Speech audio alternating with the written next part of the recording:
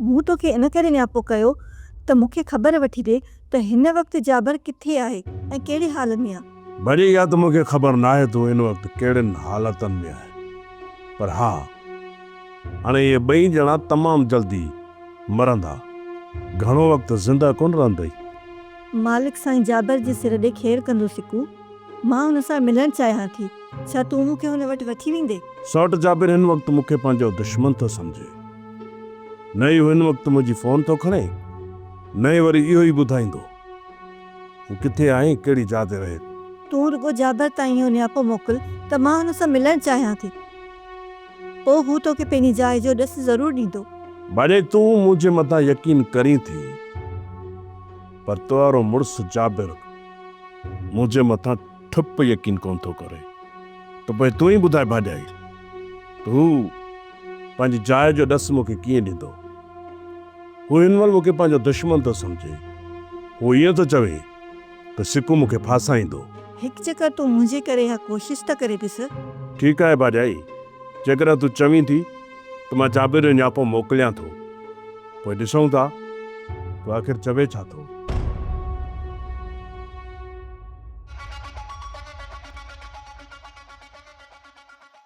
दिलावर खान, जंहिंजी ॻोल्हा में तूं निकितो आहीं न, उहे त होटल जी तरफ़ निकिता अथई। सिकू तोखे कीअं ख़बर पई असां कंहिंजे पोयां था वञूं? मां ॿार त न आहियां न दिलावर खान, एतिरो सम्झां थो, जन माण्हुनि तव्हांजे माण्हुनि खे दुंबे जीअं कुटियो आहे, तव्हां पंहिंजे माण्हुनि जे पलांद करण जे लाइ शेर अली मुराद तरफ़ वञो पिया, पर उहे ॿई कमीणा होटल जे तरफ़ निकिता अथव।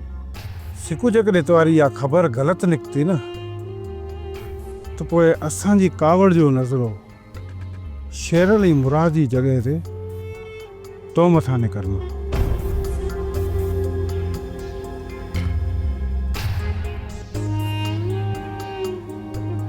मूंखे सिर्फ़ु इहो ॾिसणो आहे त हिन शेर अली मुराद में आहे दम केतिरो।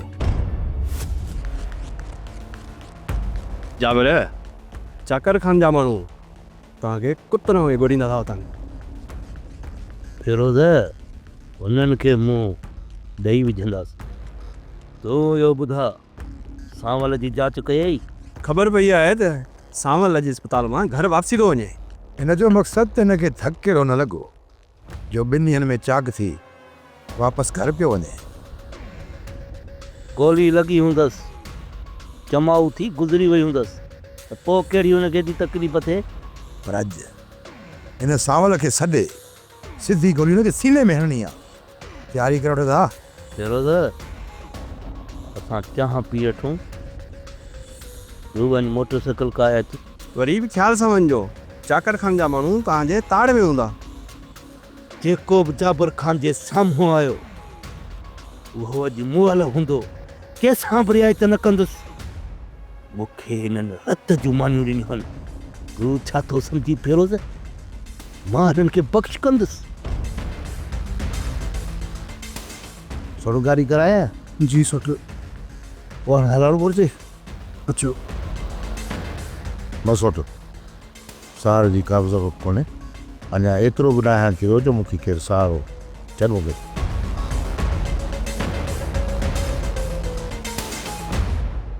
सब्सक्राइब कयो असांजो official YouTube channel Sindh TV HD drama ऐं वधीक अपडेट लाइ बेल आइकन खे क्लिक करियो।